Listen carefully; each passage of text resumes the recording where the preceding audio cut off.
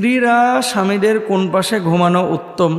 বাচ্চা যদি ছোট থাকে, মানে দুধের বাচ্চা যে দুধ পান করে, সেই বাচ্চাকে কি মাঝে নিয়ে ঘুমাতে হবে নাকি সাইডে নিয়ে ঘুমাতে হবে?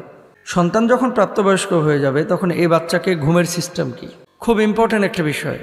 যদিও প্রশ্ন একসাথে লিখেছেন, বিষয় আছে মূলত তিনটা। বিষয় মোট আছে তিনটা। এক নম্বর হচ্ছে যে কোন পাশে স্ত্রীরা ঘুমাবে, 2 নম্বর ছোট বাচ্চা থাকলে মাঝে রাখবে না সাইডে, 3 নম্বর বাচ্চা যদি প্রাপ্তবয়স্ক হয়ে যায় তাহলে ঘুমের সিস্টেম কি হবে। অনেক সময় বাপ মা এত আদুরে করে সন্তান লালন পালন করেন, ছেলের বয়স 12 বছর, বাপ মা শুয়ে আছে এখানেও ছেলেকে নিয়ে ঘুমায়। সম্পূর্ণরূপে নিষেধ আছে ইসলামে। কি বলছেন আল্লাহ তাআলা? ওয়া ইদা বালাগাল আতফালু মিনকুমুল হুলুম ফালইস্তাযিনু কামাস্তাযানাল্লাযিনা মিনকুম।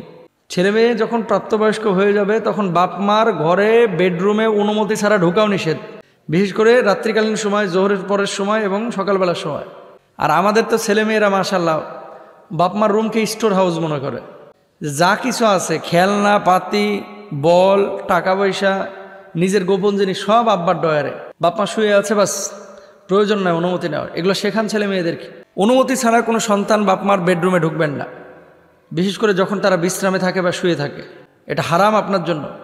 এবং বাপ মার উচিত, ছেলে মেয়ে তো বোঝে না কিন্তু আপনার তো বোঝানো দরকার, আপনিও জানেন না, এটা নিষেধাজ্ঞা আছে। এবার আসেন, বউ আপনার কোন পাশে ঘুমাবে। এখন বউ যেখানে স্বাচ্ছন্দ্য বোধ করে সেখানে ঘুমানো জায়েজ আছে। বউ যদি আপনার ডান পাশে ঘুমাইতে পছন্দ করে, ঘুমাইতে পারে। এসি ফ্রন্টে আছে, এখানে ঘুমাইতে চাচ্ছে, জায়েজ আছে। ফ্যানের নিচে বউ ঘুমাইতে চায়, জায়েজ আছে। এখন আপনি বলবেন ডান কাতে ঘুমানো তো সুন্নাত, রাসূল সাল্লাল্লাহু আলাইহি সাল্লাম বলেছেন, তো আমি আমার স্ত্রীর ডান পাশে ঘুমাইতে পারবো কিনা? তো আপনার স্ত্রীও তো বলতে পারে যে আমি আমার স্বামীর ডান কাতে ঘুমাইতে পারবো কিনা।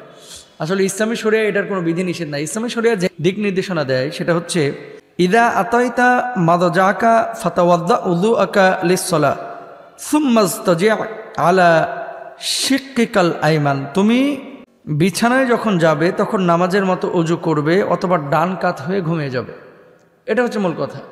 এখন স্ত্রী ডান পাশে ঘুমাবে না বাম পাশে ঘুমাবে, এটা আসলে একান্ত আপনার ব্যক্তিগত ব্যাপার। এটা নিয়ে রাসূল সাল্লাল্লাহু আলাইহি ওয়াসাল্লাম ডিরেক্ট কোনো কথা বলেন নাই যে বউদেরকে ডান কাতেই রাখতে হবে, কি বউদেরকে জানলার ধারেই রাখতে হবে, বউদেরকে ফ্যানের নিচে রাখতে হবে, কি বউদেরকে এসির নিচে রাখতে হবে। এটা জরুরি না। তবে হ্যাঁ, অনেক সময় মানুষের কিছু বদ অভ্যাস থাকে, নিজের পরনের জামা কাপড় ঠিক থাকে না, অনেক সময় বিছানা থেকে পড়ে যাওয়ার সম্ভাবনা থাকে।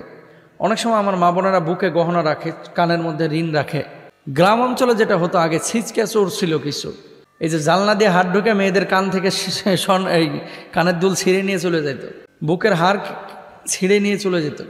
সেফটির জন্য স্কলাররা এটাকে না করেন যে মেয়েদেরকে সবসময় সেফ জোনে রাখতে হবে। রাস্তা দিয়ে আপনি হাঁটতেছেন, আপনার বউ কোন দিক দিয়ে হাঁটবে? যে দিক দিয়ে গাড়ি আসে না সেই দিক দিয়ে আপনার বউ হাঁটবে। ডান দিকে হাঁটা সুন্নাত। তা আপনি আপনার স্ত্রীকে আপনার অপোজিটে রাখবেন। কারণ কি, মনে রাখবেন মেয়েরা কিন্তু ভীত সন্ত্রস্ত হয়ে যায় খুব সহজে, আতঙ্কিত হয়ে যায়, এবং বিপদের মুহূর্তে হিতাহিত জ্ঞান কিন্তু মেয়েদের খুব কম থাকে। এই জন্য স্বামীরা থাকবে সবসময় বিপদের বর্ডারে। বিপদ যেখানে আসার সম্ভাবনা আছে সেই বর্ডারে থাকবে কে? স্বামীরা। অনেক সময় দেখবেন অনেক স্বামীরা ট্রেনে যাচ্ছে, বউকে দেয় জানলার ধারে। কারণ কি? যাতে করে তার সাথে কারো শরীর না লাগে। অনেক সময় বিমানেও দেখবেন স্ত্রীদেরকে আপনারা সেফ জোনে রাখেন। তো এটা আসলে উচিত, এবং এটা রাসূল সাল্লাল্লাহু আলাইহি ওয়াসাল্লামের সুন্নাহ যে মেয়েদেরকে নিরাপত্তা দেওয়া। এরাই তো হচ্ছে আদর্শ স্বামী। 3 নাম্বার, ছোট বাচ্চা যদি থাকে, দুধের বাচ্চা, দেখেন বাচ্চারা কিন্তু অনেক সময় ভয় পায়। আপনি সাময়িকভাবে একটু ভালো থাকার জন্য বাচ্চাটাকে যদি আলাদা করে রেখে দেন, এই দুধের বাচ্চাটাকে, রাত্রিকালীন সময়ে কাপড়ের সাথে নাক লেগে তার নিঃশ্বাস আটকে যেতে পারে অথবা কোনো বিপদ ঘটতে পারে। এই জন্য উচিত হচ্ছে তাকে সাইডে অথবা মাঝে নিয়ে ঘুমানো, যাতে করে আপনি টেক কেয়ার করতে পারেন। তবে ইসলামী শরিয়ায় কোনো বিধি নিষেধ নাই। সেফটির জন্য আপনি যে কোনো জায়গায় যে কোনো পাশে আপনি রাখতে পারেন। তবে কিছু বাচ্চা অনেক নড়াচড়া করে, দাম্পত্য জীবনে অনেক সময় ইফেক্ট ফেলে, প্রভাব ফেলে এই ধরনের বাচ্চাগুলো।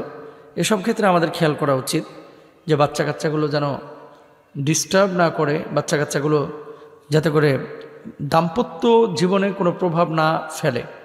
অনেক সময় ছোট বাচ্চা যখন হয় দাম্পত্য জীবনে অনেক ইফেক্ট পড়ে বা প্রভাব পড়ে। কেন পড়ে? কারণটা হচ্ছে এই বাচ্চাটার পেছনে মা পরিশ্রম করতে করতে তার অধিকাংশ সময় চলে যায়। যখন পরিশ্রম করতে করতে অধিকাংশ সময় চলে যায়, স্বামী স্ত্রীকে সময় দিচ্ছে না, স্ত্রী স্বামীকে সময় দেয় না। এই জিনিসগুলো আমরা খেয়াল করবো। আল্লাহ বোঝা